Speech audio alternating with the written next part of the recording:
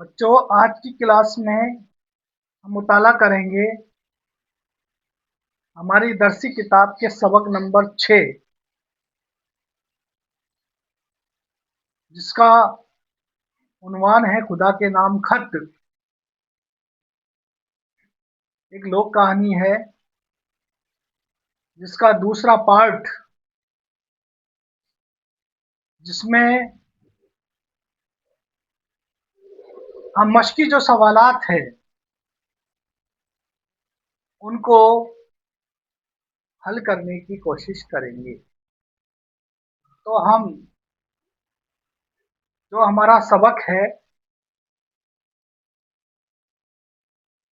खुदा के नाम खत, एक लोक कहानी है खुदा के नाम खत,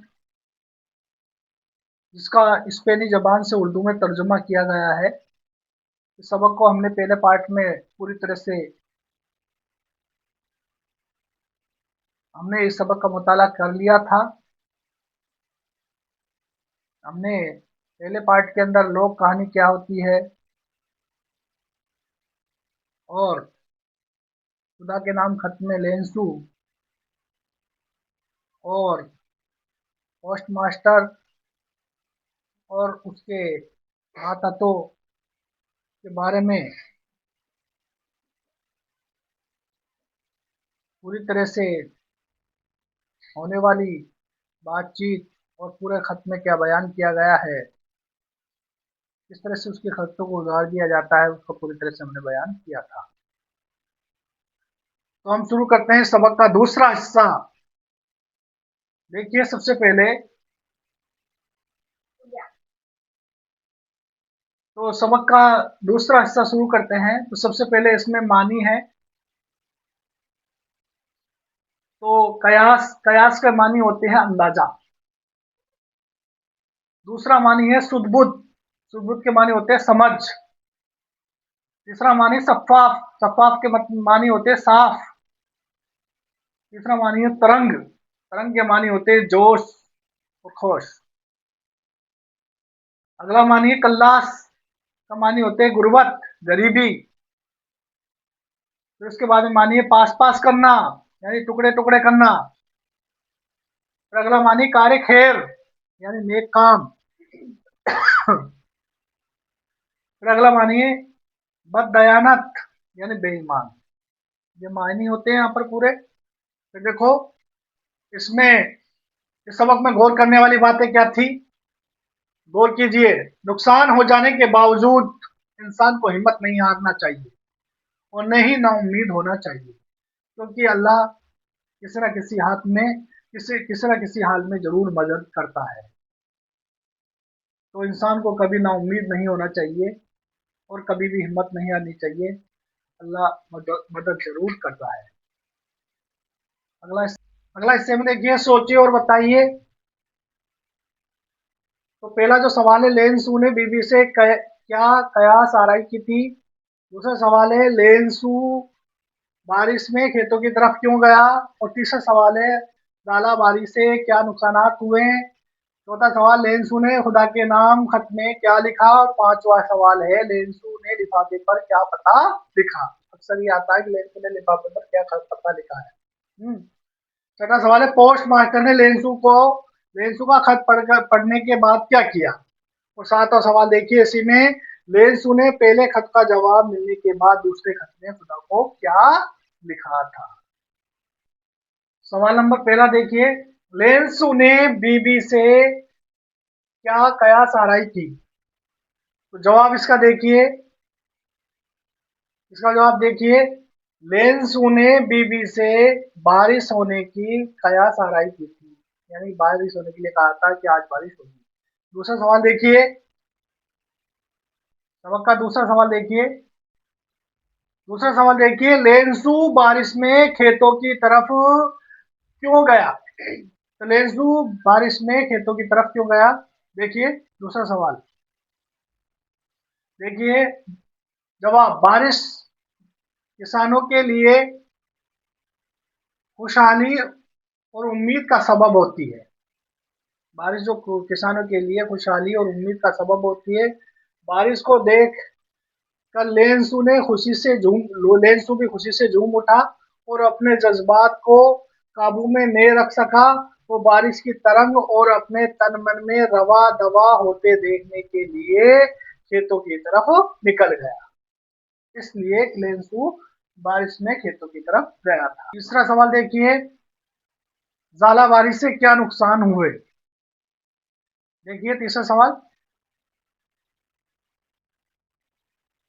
ज्यादा बारिश से क्या नुकसानात हुए। तो ज्यादा बारिश से फसल बर्बाद हो गई, दरख्तों पर एक पत्ता भी नहीं रहा, गन्ने के खेतों का सत्यानाश हो गया, मटर की बेलें और पौधों के ताजा फूल टूटकर बिखर गए। अपनी फसल की ये हालत देखकर लेंसू परेशान हो गया। लेंसू, अगला सवाल देखिए, सवाल नंबर 4, लेंसू ने खुदा के नाम खत में क्या लिखा। लेंसू ने खुदा के नाम खत में क्या लिखा। छोटा सवाल है, इसका जवाब इस तरह से है। जवाब में देखिए, लेंसू ने खुदा के नाम खत में लिखा कि या रब्बी, सबसे पहले क्या लिखा था उसने, या रब्बी, ज़ालाबारी के वजह से मेरी फसल बर्बाद हो गई है और मुझे मदद की सख्त जरूरत है।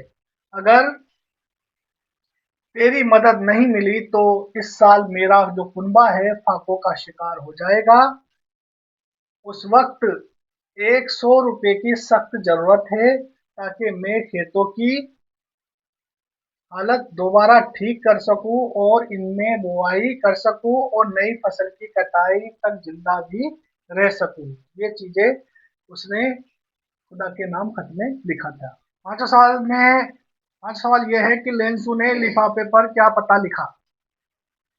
तो पांचवें सवाल का जवाब यह है कि लेंसू ने लिफाफे पर ये खत खुदा को मिले, ये पता लिखा था। तो देखिए, लेंसू ने लिफाफे पर क्या पता लिखा। तो जवाब इसका इस तरह से है, लेंसू ने खुदा लेंसू ने खत लिखकर लिफाफे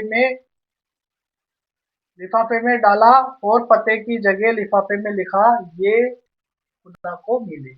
ये पोस्ट मास्टर ने लेंसू का खत पढ़ने के बाद क्या किया। देखिए, मास्टर ने लेंसू का पोस्ट मास्टर ने लेंसू का खत पढ़ने के बाद क्या किया। तो लेंसू का खत पढ़ने के बाद पढ़कर पोस्ट मास्टर ने पहले तो खुश हुआ और खुशी से कहके लगाने लगा, लेकिन कुछ वक्त के बाद वो खामोश हो गया और संजीदगी से लेंसू के पुख्ता ईमान की तारीफ करने लगा। उसने अपने मातहतों के साथ मिलकर लेंसू की मदद के लिए रुपए जमा किए। पहले खत का जवाब मिलने के बाद दूसरे खत में क्या लिखा। सातवां सवाल है हमारा, देखिए, लेंसू ने पहले खत का जवाब मिलने के बाद दूसरे खत में खुदा को क्या लिखा। तो दूसरे खत में खुदा को क्या लिखा था लेंसू ने। देखिए जवाब में, दूसरे खत में लेंसू ने लिखा कि या रब्बी, जो रकम मैंने तलब की थी उसमें से मुझे सिर्फ 70 रुपए ही मिले हैं, बाकी रकम भी फौरन अर्साल करे। मुझे इसकी शदीद तरीन जरूरत है, लेकिन अब बाकी रकम हरगिज डाक के जरिए न भेजिए, क्योंकि इस डाक खाने के मुलाजमीन बेईमान और बददयानत हैं। ये उसने लिखा था। कुछ लफ्ज इसमें दे रखे हैं, उनका जुमलों में इस्तेमाल करना है। देखिए, लिखे हुए लफ्जों का जुमलों में इस्तेमाल। तो हमने जब सबक की शुरुआत की थी तो उसमें दे रखा थी वादी में इकलौता मकान, इसका था लेंसू का था, सबक की शुरुआत में दे रखा था। तो हमको देखना इकलौता, सलीम अपने वालिद का इकलौता बेटा है, इसलिए घर में सभी उससे मोहब्बत रखते हैं। दूसरा, मुलाजमीन, ईमानदार और मेहनत कश मुलाजमीन किसी भी कंपनी के उरूज को पहुंचा सकते हैं। किसी भी कंपनी को कहाँ पहुंचा सकते हैं, उरूज यानी ऊंचाई पर पहुंचा सकते हैं। नेक दिली, अमीरों को गरीबों के साथ नेक दिली कैसे पेश आना चाहिए। अगला देखिए, पुख्ता यकीन, जिन लोगों को अपने रब पर पुख्ता यकीन होता है वो बड़ी से बड़ी मुसीबत का भी आसानी से मुकाबला कर लेते हैं। तकिया करना, नाकाबिले और कम ज़र्फ लोग दूसरों पर तकिया करते हैं। अगला, पालनहार, अल्लाह इस दुनिया का पालनहार है। तो इस तरह से इन लफ्ज़ों का जुमलों में इस्तेमाल किया हमने। अब देखिए अगला, देखिए अगला सवाल देखिए, कुछ लफ्ज़ दे रखे हैं, उनके मुतजाद लिखने हैं हमको। तो अगला जो सवाल है उसमें मुतजाद दे रखे हैं, जिसमें मुतजाद के मानी होते हैं अपोजिट, किस चीज़ का उल्टा। इसके शहर, गांव, मौजूद, गैर हाजिर, पुख्ता, कच्चा, सख्त, फतेह, तेज, आहिस्ता, और नजदीक, दूर, है ना। तो इनके क्या हो गए, मुतजाद हो गए। वो है वाहिद और जमा। जो देखिए वाहिद जमा, वाहिद का माने होते हैं एक, और जमा का माने होते हैं एक से जायद, यानी एक से ज्यादा, एक से ज्यादा को जमा बोलते हैं। जैसे मकान, मकान का होगा मकानात, चादर का होगा चादरें, रूह का होगा रूह, सब्जी का होगा सब्जियां, अफसर का होगा अफसरान, और खत का होगा खतूत। ये इसके वाहिद जमा हो गए। इस तरह से हमारा ये जो सबक है, स्पेनी कहानी का उर्दू में तर्जुमा था, खुदा के नाम खत, ये सबक पूरी तरह से मुकम्मल हुआ। इस सबक को हमने 2 हिस्सों में तकसीम किया था। पहले पार्ट में हमने सबक का मुताला किया, और दूसरे पार्ट के अंदर हमने इस सबक के मश्की जो सवालात हैं उनको हल करने की कोशिश की है। अब हम अगला जो नेक्स्ट वीडियो में अगले सबक के साथ में हाजिर होंगे। अस्सलाम वालेकुम।